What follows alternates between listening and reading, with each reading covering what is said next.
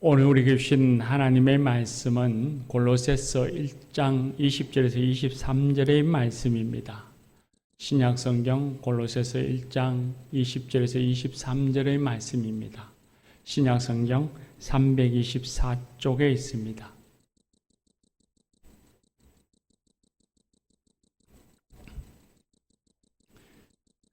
골로새서 1장 20절에서 23절의 말씀입니다. 이것은 하나님의 말씀입니다. 이제 하나님의 말씀을 경청하겠습니다.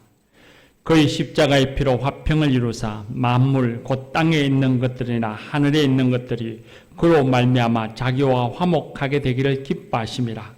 전에 악한 행실로 멀리 떠나 마음으로 원수가 되었던 너희를 이제는 그 육체의 죽음으로 말미암아 화목하게 하사 너희를 거룩하고 흠없고 책망할 것이 없는 자로 그 앞에 세우고자 하셨으니 만일 너희가 믿음에 거하고 터 위에 굳게 서서 너희 들은 바 복음의 소망에서 흔들리지 아니하면 그리하리라.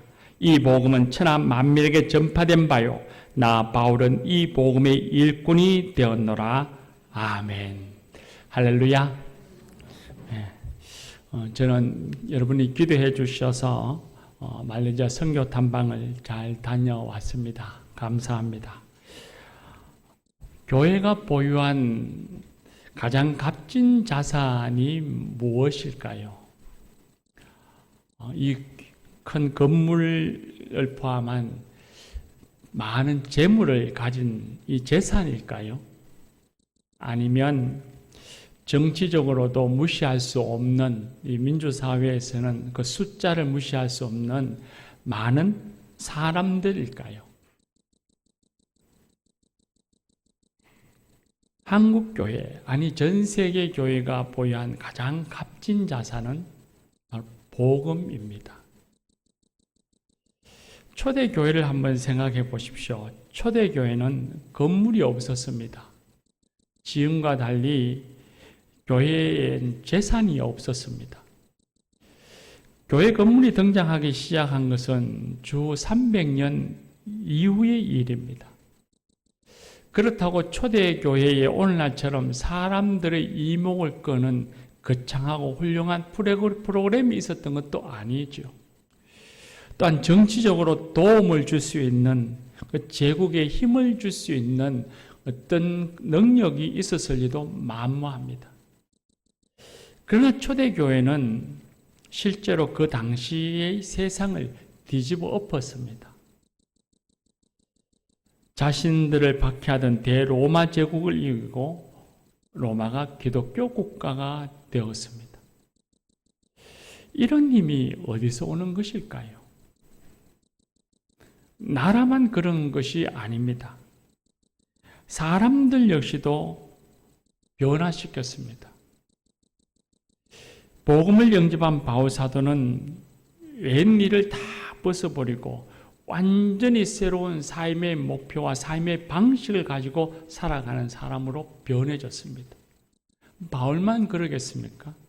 한국교회도 그리고 말레이시아의 저 산골에 있는 교회들도 복음을 영접한 사람들은 많은 사람들에게 그런 변화들이 나타났습니다. 그리고 오늘 이 시대에 우리에게도 나타나고 있는 변화의 현상들이죠. 이런 힘이 어디서 오는 것일까요? 그건 바로 복음입니다. 복음만이 죄와 죽음의 권세에 매여 있는 인생을 구원하고 그리고 이 세상과 사람을 변화시키는 능력입니다. 그렇다면 어떻게 이 복음의 능력을 오늘 우리가 일상의 삶 속에서 매번 날마다 경험하며 살아갈 수 있을 것인가? 로마 제국을 변화시켰던 그 복음의 능력, 완악하고 악했던 사람들의 심성과 생각을 변화시키고 그 삶을 변화시켰던 그 복음의 능력을 어떻게 하면 내가 삶 속에서 매일 일상에서 경험하며 살아갈 수 있을 것인가 하는 것입니다. 오늘 말씀에 보면 복음이 무엇인지를 먼저 가르쳐 주십니다. 하나님께서는 예수 그리스도를 통해서 엄청난 일을 하셨습니다. 예수 그리스도의 십자가의 죽음, 피를 통해서 땅 위에 있는 것이나 하늘에 있는 것이나 세상의 모든 우주 만물들 모든 것들을 하나님과 완전히 화해시키셨습니다. 이 과거형을 일컫는 것이 아닙니다. 영어 시제로 의하면 현재 완료입니다.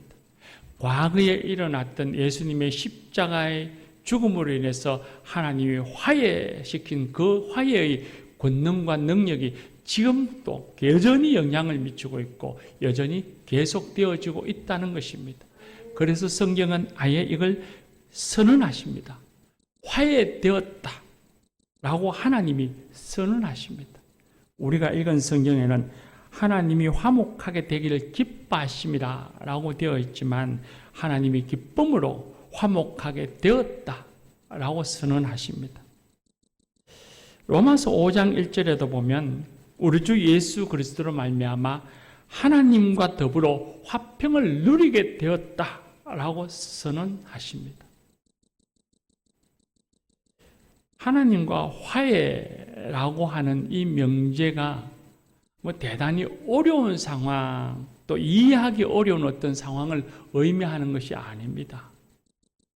오래전에 다투고 그 이후로는 말도 하지 않는 가족 혹은 공동체들, 나라와 민족, 그들이 과거의 일을 잊기로 하고 그리고 손을 맞잡을 때 일어나는 멋지고 아름다운 일입니다.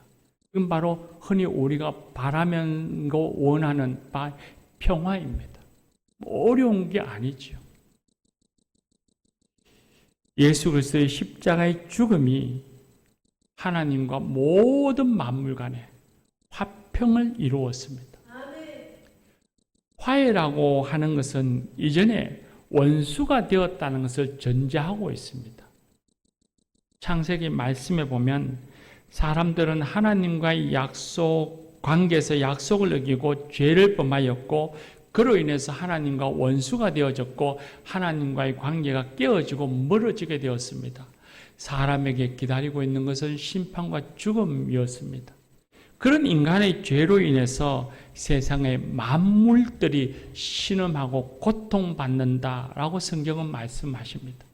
그렇게 온 우주 만물들이 신음하고 고통받고 있을 때에 예수 그리스도의 십자가의 죽음으로 인해서 온 우주 만물들이 다 하나님과 화평을 누리게 되었다, 화해되었다라고 성경은 선언하셨습니다.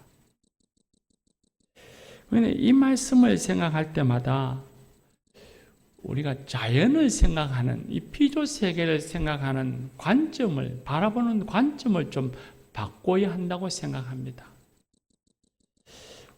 아름다운 자연이나 또 빈 공터를 보면 대체로 우리는 어떤 생각을 하느냐 하면, 야, 저기에다가 별장 지으면 참 경치 좋겠다.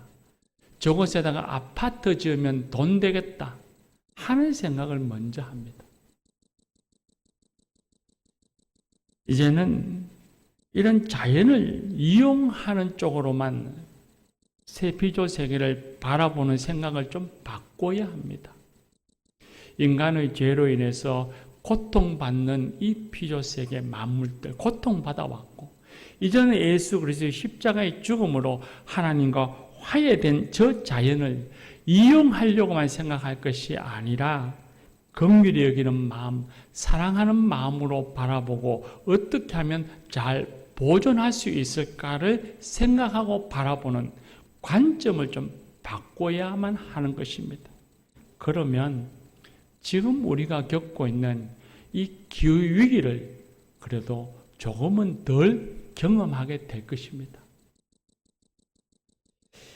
예수님의 십자가의 죽음을 통한 하나님과의 화해가 막연하게 우주 만물이라 하니까 막연하게 여겨지지만 우주에게서만 우주적으로만 영향을 미친 것이 아닙니다.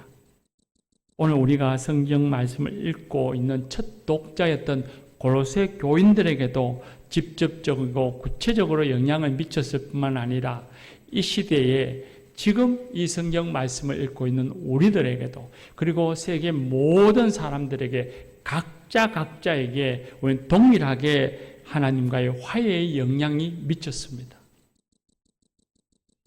골로새 교회 교인들은 예수님을 영접하기 전에는, 복음을 영접하기 전에는 생각하는 방식, 마음에서 하나님의 원수였습니다. 그런 악한 마음에서 나오는 삶이니 악한 행동들이 드러났습니다. 거짓, 욕설, 다툼, 미움, 분노, 당쟁, 당파, 음모, 음해, 전쟁, 간음, 우상숭배 등 도저히 하나님 앞에 설 수 없는 것들이 그들의 삶의 중심이었습니다. 하나님과 원수가 되어서 하나님 앞에 설 수가 없었고 그들 앞에 미래에 기다리고 있는 것은 전적인 심판과 죽음뿐이었습니다. 그러나 예수님을 영접하고 그리스도인이 된 이제는 골로새 교인들은 예수님의 십자가의 죽음을 통하여 하나님과 화목하게 되었습니다. 하나님 앞에서 거룩하고 흠잡을 데 없고 비난받을 것이 없는 사람으로 설 수 있게 되었습니다. 살아계신 하나님 앞에 자유롭게 나아갈 수 있게 되었고 하나님 앞에서 거룩하고 흠없는 자로 살 수 있게 되었습니다. 지금 이 순간 하나님 앞에 산 자가 되어서 하나님 앞에서 거룩한 사람으로 흠잡을 데 없고 비난받을 것이 없는 사람으로 살아갈 수 있게 된 것입니다.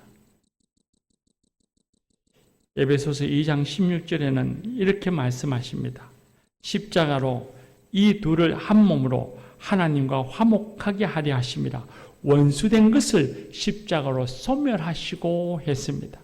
하나님과 원수되었던 것들이 주님의 십자가의 희생으로 인해서 소멸되었다, 사라졌다고 말씀합니다. 소멸되어짐으로써 하나님과 화평을 누리게 되었다고 말씀하십니다. 이전에는 죄에 대해서는 산 자요, 하나님에 대해서는 죽은 자였습니다. 그러나 예수님을 만나고 영접한 이후에는 죄에 대해서는 죽은 자가 되었고 하나님에 대해서는 산 자가 되었습니다. 새로운 피조물이 되었습니다. 심판과 죽음이 기다리고 있는 존재가 아니라 이제는 부활과 영생, 천국을 기다리고 있는 사람으로 하나님의 자녀로 변화되었습니다. 새로운 존재가 된 것입니다. 이것이 바로 복음입니다. 우리에게 주시는 하늘의 기쁜 소식입니다. 교회 여러분, 저와 여러분이 이전에는 예수님 믿기 이전에는 하나님과 원수였으나 이제는 예수님을 믿는 이제는 예수 그리스도를 통해 하나님과 화해된 존재요. 하나님 앞에 그리고 하나님 앞에 자유롭게 나아갈 수 있는 거룩하고 흠없는 존재가 되었음을 믿으시기 바랍니다. 이제 우리가 해야 할 일이 있습니다. 그리스도인들은 아무것도 하지 않고 그저 평안히 앉아서 구경하는 인생이 아닙니다. 먼저는 믿음에 튼튼히 틀을 내리고 굳건하게 그 믿음에 머물러 있어야 합니다. 예수 그리스도의 보혈의 피로 인해서 우리를 거룩하게 하셨지만 우리가 온전하게 된 것은 아닙니다. 완전하게 이루어진 존재가 아닙니다. 그러므로 거룩하고 흠없는 사람으로 세워져 가도록 깨어 기도하며 살아야 합니다. 믿음 안에서 자신의 성숙에 대해서 책임을 져야 합니다. 집을 지을 때에 터라고 하는 것, 토대가 제대로 놓였음을 안심하고 벽돌을 쌓아가면서 그렇게 집을 짓습니다. 그것처럼 예수 그리스도를 믿는 믿음의 토대 위에서 거룩함의 삶을 차곡차곡 쌓아 나가야만 합니다. 그렇게 믿음의 토대 위에 예수 그리스도를 믿는 믿음의 토대 위에서 거룩함의 삶을 하나하나 쌓아가며 살아가다 보면 우리는 그곳에서 복음의 능력을 경험하게 됩니다. 나를 구원하신 예수 그리스도의 크신 은총을 우리는 알게 됩니다. 내가 구원받은 하나님의 자녀가 되었음을 확신하게 됩니다. 그리고 나로 인해서 새로운 하나님의 역사가 일어나는 것을 보게 되어지고 나를 변화시키시는 복음의 능력을 경험하게 됩니다. 마치 건물이 올라가서 형태를 갖추면 그 토대가 든든하고 튼튼하다는 것을 눈으로 보는 것과 같습니다. 처음엔 건물을 지을 땐 이 터와 토대가 정말 튼튼한지 안정적인지 잘 알 수 없지만 자꾸 그 토대가 든든하다는 것을 믿고 건물을 벽돌을 쌓아가서 고층 건물이 되어가면 그 토대가 안전했구나 하는 것을 우리가 경험하는 것과 같은 이치입니다. 그런데 많은 사람들이 예수님이 나를 구원하셨다고 하는 그 믿음의 토대 위에 서서 거룩함의 삶을 살지 않습니다. 떼어 살아간다는 것이 힘들고 어려워서 그런 면도 있겠으나 예전의 삶의 모습을 간직한 채 원수 되었을 때의 생각과 마음, 그 행실을 갖고서 교회에 다니니 복음의 능력을 경험할 수 없습니다. 하나님 앞에 설 수 있는 존재가 되었다는 것을 확신할 수가 없습니다. 새로운 피조물이 되었다는 사실을, 죄 용서받은 존재가 되었다는 사실을 확신할 수가 없고 경험할 수 없는 것입니다.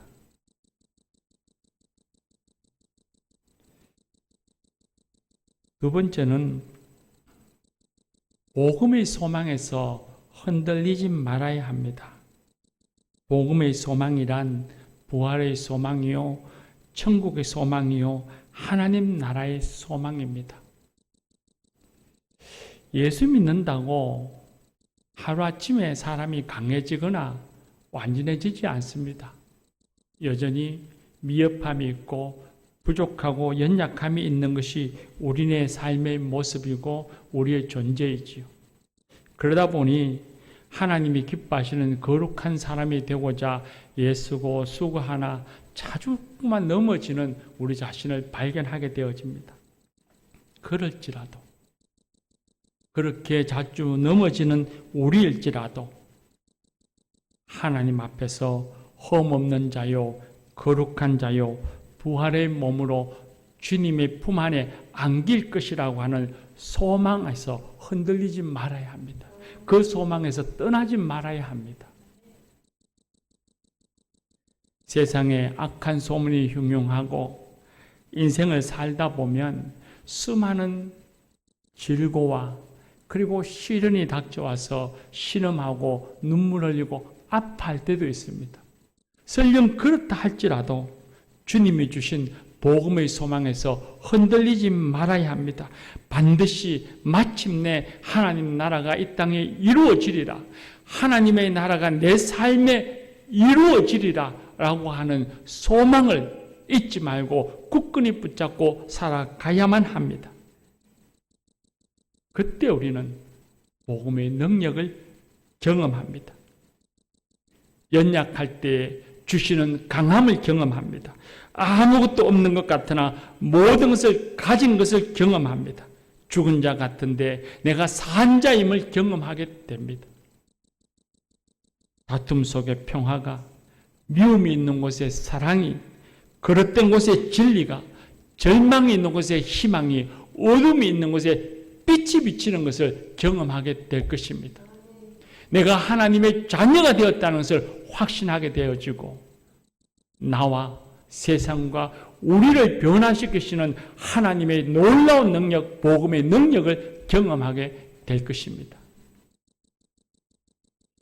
그런데 우리는 자주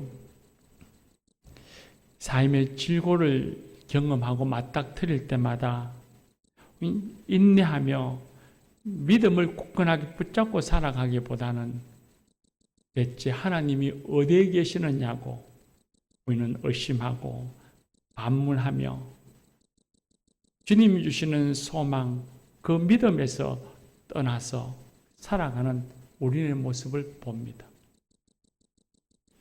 하나님 주시는 소망에서 흔들리면, 떠나가면 우리는 복음의 능력을 경험할 수 없습니다.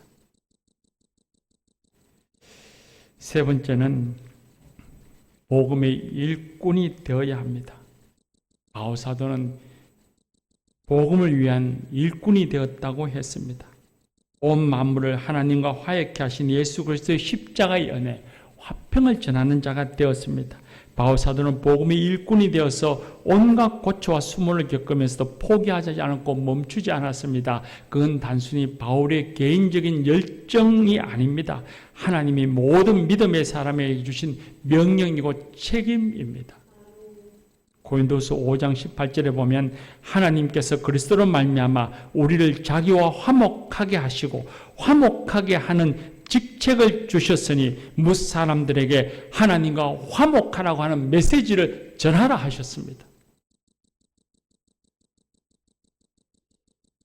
우리도 복음을 위한 일꾼이 되어야 합니다.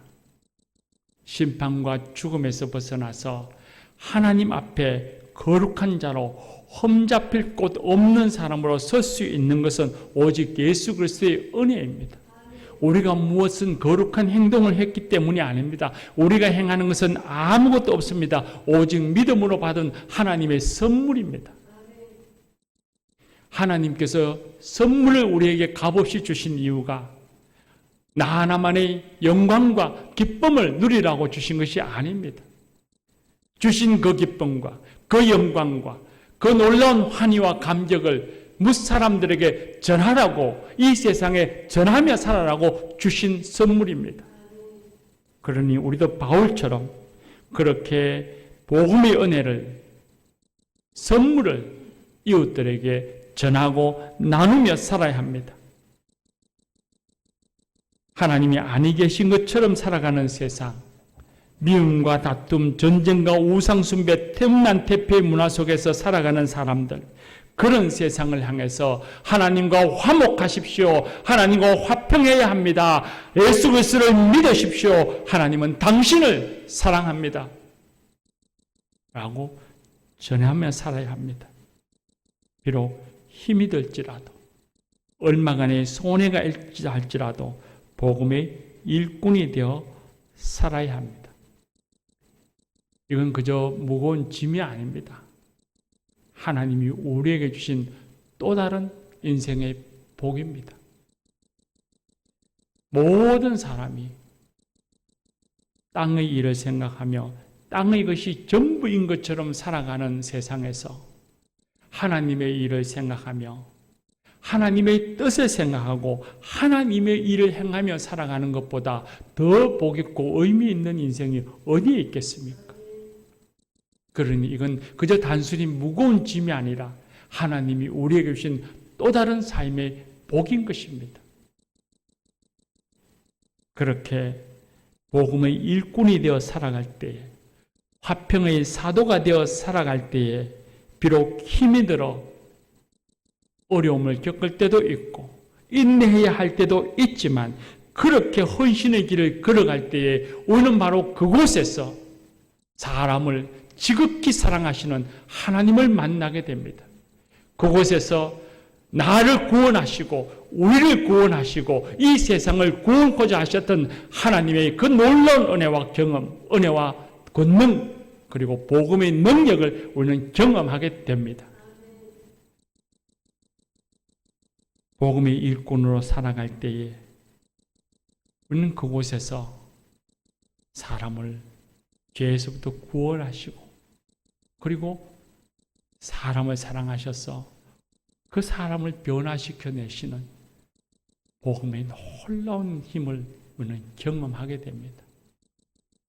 그런데 우리는 이 복음의 일꾼 되어짐에 인내와 수고가 힘이 든다는 이유로, 또한 어느 때는 내게 손해를 끼친다는 이유로 한쪽 발만 적당히 내 편의에 따라서 담그며 살아가고 있으니 이 복음의 능력을 우리를 변화시키시는 사람을 사랑해서 구원하시는 그 복음의 능력을 우리는 경험하고 살아가지 못하는 것 아닐까요? 사랑하는 교우 여러분, 어떤 상황, 어떤 형편에 있을지라도 믿음의 토대 위에 굳게 서서 복음의 소망에 흔들리지 아니하며 복음의 일꾼이 되어 살아가십시다. 그러면 우리는 일상에서 매 순간 매일 우리를 변화시키시는, 사람을 구원하시는 복음의 크신 권능을 우리는 경험하게 될 것입니다.